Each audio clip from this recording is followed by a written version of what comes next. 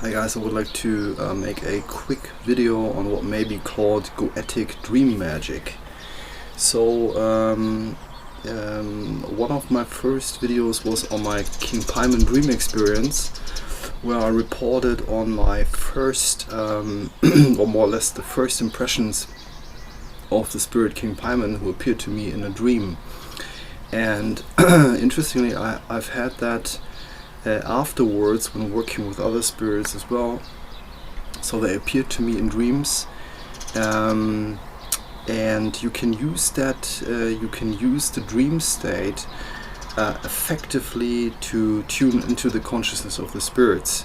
You can take a sigil before going to bed and just focus on the sigil. You can go to bed and hold it in your hand and focus on it, or you can until you feel sleepy and then you go to sleep, and couple that with with your intention to make contact with that particular spirit. So this is a way I've used, but I've also always been a person who has been able to recall dreams in relative detail. So first of all, when you want to engage in that type of dream magic and apostrophes, learn how to record your dream content. So this is very important, because we may all, the people working in the occult, also those who may possibly not be into dream magic, may have experiences in these states without knowing it. Of course, we also have to understand that there are most likely associated risks with that, because there are clear advantages to that method or to that technique, and also clear disadvantages. So one advantage is that in that dream state you are basically in a state of least resistance. So if you have like a blockage or a barrier that prevents you from diving deep into that stream of consciousness, or where you lower your own self-control in a state of meditation prior to a more in-depth invocation session, for example, you just shut your senses down, or shut down your senses, so that you can only so that you can close your eyes and be in the moment and absorb the impressions you receive.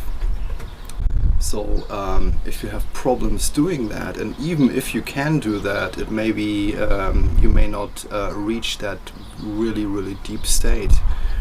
And in the dream state, that barrier is completely removed. So you may even go deeper than in any other state. Possibly, I don't know that for sure, but what I've experienced is quite intense. You can make quite intense experiences. I have had spirits standing next to my bed, walking through my bedroom. I had a strange experience in the same night after working with Belial. I had my black mirror set up on a small table that was next to my bed. It was not exactly next to my bed, but at the lower end of the bed, and I still had a candle on when I went to sleep. So this may be a some people might say it's a risky thing to leave a candle set up, and I would not recommend doing that, but sometimes I do things that may be considered risky. So every person, every individual has to make his own decisions regarding these points. And also the dream work, of course, there are dangers connected to it, and you have to decide for yourself whether you really want to do it. It has to feel right. If I was afraid of doing it, I would not do it. if there was the slightest emotion of oppression from the spirits, I wouldn't do it. So, and of course depends what spirit you're working with. Goetic dream work is most likely not the right approach to contact any spirit. Same night I woke up, and so the same night I woke up and saw a feather of a bird, and was a peacock feather. I quickly identified it as a peacock feather, and I was just wondering, what is that doing here? So what is that? So I was opening my eyes, and that was the first thing I recognized. So it was somewhat it was somewhat next to my blanket, so really close to my bed. And when I thought about it afterwards, it was in the position more or less where the black mirror was. So it was in front of the black mirror. It may have been an impression really that came from the black mirror, or that was the black mirror may have been some kind of a portal through which I perceived that particular entity. And afterwards I did some research and found out that there is a Goetic spirit called Andrealphus that appears in the form of a peacock. So that was interesting. So I still have to do my own research or contact Belial again, what that spirit was doing there, and why it happened in the first place, and possibly also contact that specific spirit. If you contact a spirit, there may be unexpected things happening, and this aspect of surprise, I might call it, may shock people,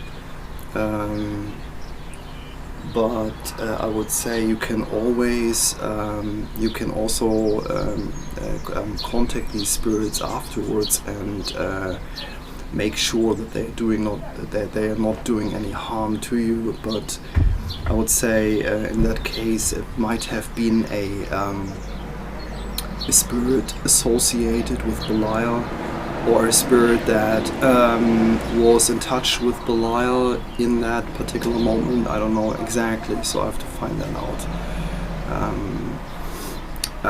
Also, what I've realized is when you do these methods of spirit contact in your dream state, it is not necessarily only in the dream state, because I was not really dreaming. So this is an important point to make.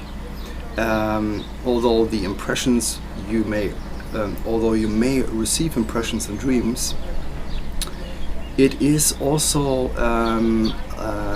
it may also come to you like an after effect, like an effect that like a contact experience after waking up, so, or right in the moment of waking up, where your senses are not really here in the physical realm, so you're with your consciousness still in that other world, basically, in that dream world, or in that so you're not tuned in fully into that 3D physical realm,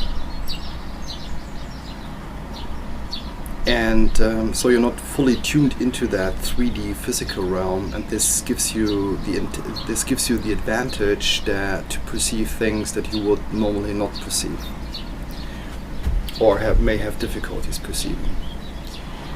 So I have also had when I get up in the morning and I had a spirit contact session in the night before, and I go to the bathroom, and I had that with that Belial session just a couple of days ago. I had that. I could see Belial in my eyes, So that was, he has a specific way of, and I'm not sure if I have had that with other spirits to that degree. Of course, the essence of the spirits, in a sense, influences the individual working with the spirits in several ways. But with Belial, it was, I was looking into the mirror, and there was that other look. It was like a different look, and I could also feel it. It's really hard to describe. I've also seen it in other magicians. I've seen that look in other magicians as well.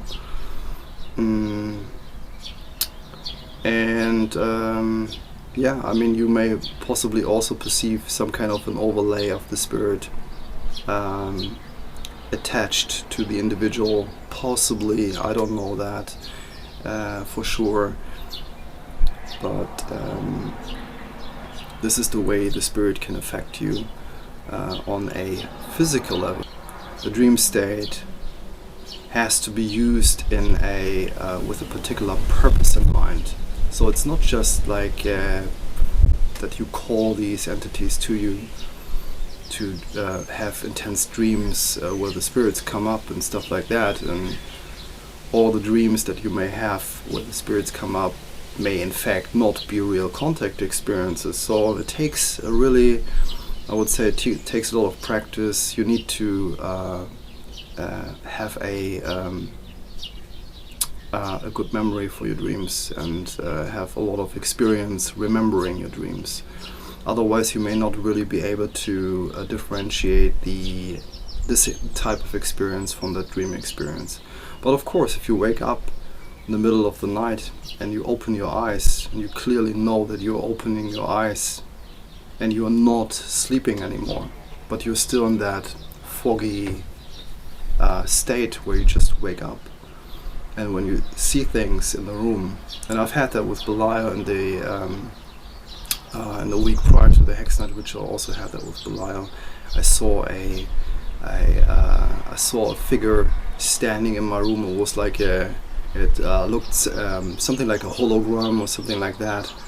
It was shifting and moving shape, and I attribute that shifting behavior to my own inability to perceive the shape of the spirit. So that's why possibly he was shifting. Yeah, I mean, there are so many experiences, and the best thing is to, in order to get into a state where you remember your dreams clearly, or at a high level, I would say. And that ability to recall your dreams shifts as well. So there are fluctuations. If you can recall your dreams in one period, it does not mean that you can always remember your dreams in relative detail. So you need to practice it. It's like it's really, I would say, it's really a training. For example, when I don't record my dreams, when I don't take notes of my dreams, my ability goes down a bit. But when I work more heavily with the spirit, I know that it is very beneficial to take notes of the dreams. So prior to that, it is advisable to put a piece of paper next to your bed and a pencil, and then practice it before you start working with the spirit, and get a feel for all the information that's coming through, and also note down everything. So even if it's irrelevant information, take notes of everything, and then when you work with the spirits, follow the same approach. Take notes, and sometimes also dream experiences come through into your consciousness during the day when you remember information. So I hope that was helpful. There's a lot more to talk about, but for now, this is it, what I wanted to mention. Have a good one. Talk to you soon. Cheers.